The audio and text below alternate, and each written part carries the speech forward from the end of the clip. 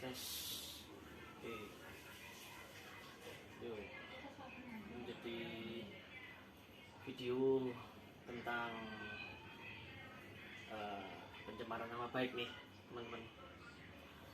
Jadi kemarin saya mendapatkan kabar dari salah satu murid saya di Jakarta terkait salah satu konten di medsos saya, di media sosial YouTube.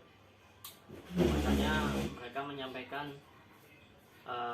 murid saya menyampaikan bahwa ada beberapa komentar yang dalam tanda kutip dirasa kurang pantas ke akun saya. Nah, kebetulan saya ini tidak bisa lihat. Sebenarnya kayaknya sih bisa sih, tapi lebih gampangnya pakai akun orang lain supaya bisa lihat. Nah, ketika saya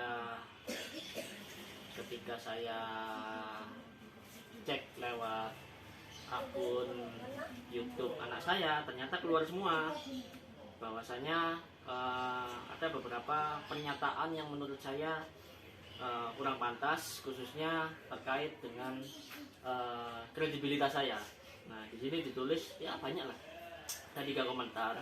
Nah, salah satunya tulisannya keren, seneng bujuki wong nyatane gitu. Saya dianggap sebagai penipu. Nah, dan beberapa komentar lain lah. Nah, setelah saya capture sebagai barang bukti atau jejak digital, nah saya konfirmasi sama teman-teman lawyer saya atau teman-teman penasihat hukum bahwasanya ini bisa dipidanakan, kira-kira gitu, bila mana akun tersebut menyatakan pemberitaan bohong. Nah, sebelum lanjut ke sana sempat saya konfirmasi sama keluarga. Nah, istri saya ngomong, udahlah ya, nggak usah ditanggepin. Nah, ya nggak ada masalah. Nah, terus secara insting bahwasanya saya tahu kok ini orangnya, walaupun pakai akun lain atau fake akun atau akun palsu untuk menyerang saya di publik. Nah, ketika saya konfirmasi ke yang bersangkutan, nah kenapa kok saya bisa langsung to the point ke yang bersangkutan, bahwasanya dalam tanda kutip saya tidak pernah terlibat masalah dengan orang lain, khususnya untuk bisnis tertentu, misalkan properti misalkan. Nah, yang bersangkutan menganggap saya ini penipu, ngomong doang gitu. Nah, ya lucu, tapi ya tidak ada masalah lah, supaya buat pembelajaran yang lain. Nah, terus ketika saya telepon yang bersangkutan, dan direspon. Oke, chatnya saya tunjukkan beberapa bukti dan saya konfirmasi atau chat langsung ke yang bersangkutan plus anggota keluarganya, yaitu istrinya. Nah, cuman si istri belum direspon. Nah, kalau dianya sudah respon, dan pada akhirnya setelah melihat bukti-bukti tersebut, dia sudah mengaku salah, dan di telepon tersebut dia ngomong bahwa akan melakukan permintaan maaf. Coba dengarkan rekaman ini ya. Halo. Pak Ari. Ya Mas, wes. Sampun. Sudah. Gimana? Oke. Pulang ke. Tadi kan dapat chat dari Pak Hari. Siap. Oke. Oke. Sebelumnya Pak minta maaf Ya. sekeluarga atas yang mungkin komen yang tidak pantas untuk ditulis di sosmed, Pak. Siap. Dan nggak mengakui kesalahan. Ya. Terus? Ya, saya sebagai keluarga dan keluarga pulang minta maaf mengakukan tentang hari yang salah. Ya. Terus untuk yang sudah baca itu jadi orang menganggap gini loh. Komennya Dihapus bisa. komennya nanti jadi hapus. Terima kasih sudah dihapus. Yang pertama gini Mas, itu kan sudah 1 bulan yang lalu. Otomatis otomatis dibaca sama sama ya followerku lah, dibaca sama tak share ke publik kan, di Facebook, di medsos yang lain, ya kan. Nah, aku nggak bisa baca selaku selaku pemilik akun. Aku sore ini baru dilapori sama muridku di Jakarta. Mas, itu siapa yang komentar jelek di Facebook, di YouTube gitu. Emang Mas Hari pernah nipu tanah gitu loh. Komentar apa? Aku tanya gitu loh. Coba lihat Mas gitu loh. Terus aku ditunjukin itu Mas. Nah terus tak lihat dari akunnya anakku. Tuh iyo. Waduh, kalau mana sejauh ini? Itu ya. Rekamannya saya singkat. Semua sekarang Pak, Ya. di luar kota semua. Ya, monggo sampaikan itu ya. Saya minta materi ya, ada saksi. Ya, aku maunya kayak gitu. Ya. Contohnya mohon maaf sama saya Mas, sepuluh sing akeh Mas, aku gak ngerti kok ternyata koyo ngene Mas. Aku kan sudah keluarga. Ono pernyataan tertutup. Jadi ketika dia telepon, nah, sebelumnya saya juga telepon sama kawan dia, lawyer juga. Intinya saya mau izin menyampaikan bahwasanya koncomu atau temanmu atau klienmu ini sudah melakukan tindakan seperti ini, kira-kira ini fatal. Lanjut. Tulis gitu loh Mas, kalau enggak jujur Mas, aku ini bisa diproses loh Mas, sampai pakai akun palsu loh itu Mas, aku tahu kok.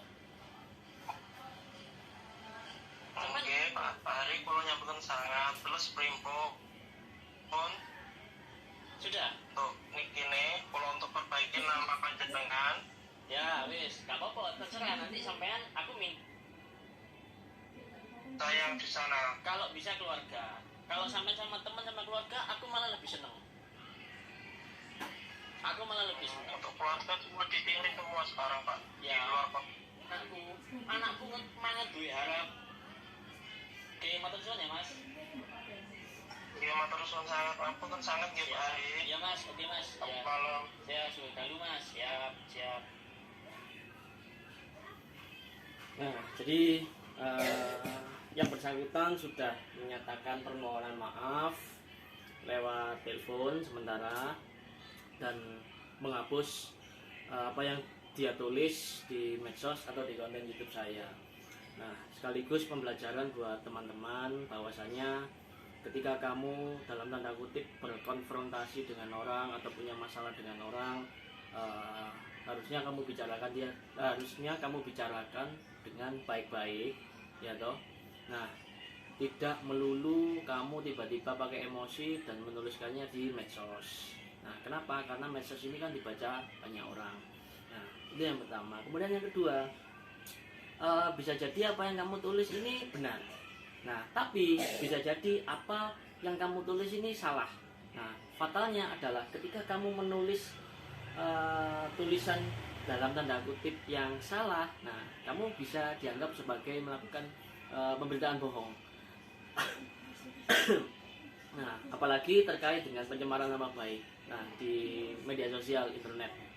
Nah, ini pun dalam case ini ada dua pasal yang mungkin bisa saya lanjut secara pidana. Yang pertama pasalnya tentang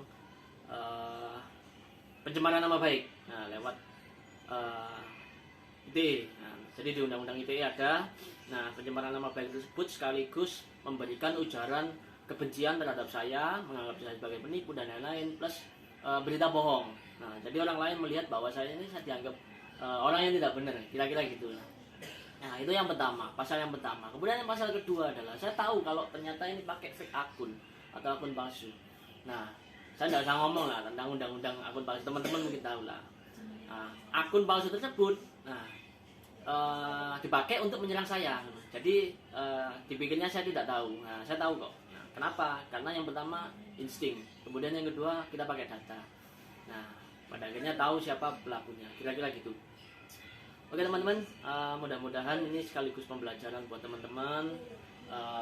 Kamu emosi boleh lah, tapi saran saya pakai otak, tenangkan hatimu, ya toh, jangan gerusa-gerusu, ya toh. Nah, saya sebagai anak muda ya emosi ya pernah, wajar lah. Tapi ketika dalam tanda kutip saya terbawa emosi, larut dalam emosi, mungkin logika saya nggak akan kepake, kira-kira gitu. Nah, plus pembelajaran juga buat saya apabila saya nulis di medsos dalam tanda kutip yang merugikan orang, khususnya terkait dengan berita bohong. Nah, walaupun sejauh ini saya tidak pernah, saya selalu pakai data. Nah, mudah-mudahan tidak terjadi pada saya atau teman-teman yang lain. Oke, mudah-mudahan kasus ini bisa beres dan nanti ditunggu video pernyataan maaf dia yang bersangkutan, sekaligus mempublikasikan bahwa saya bukanlah orang seperti yang dia tuliskan sebagai penipu, kira-kira gitu guys. Oke, terima kasih. Mudah-mudahan ini pembelajaran buat teman-teman yang lain. Thank you so much, terima kasih. Salam waras.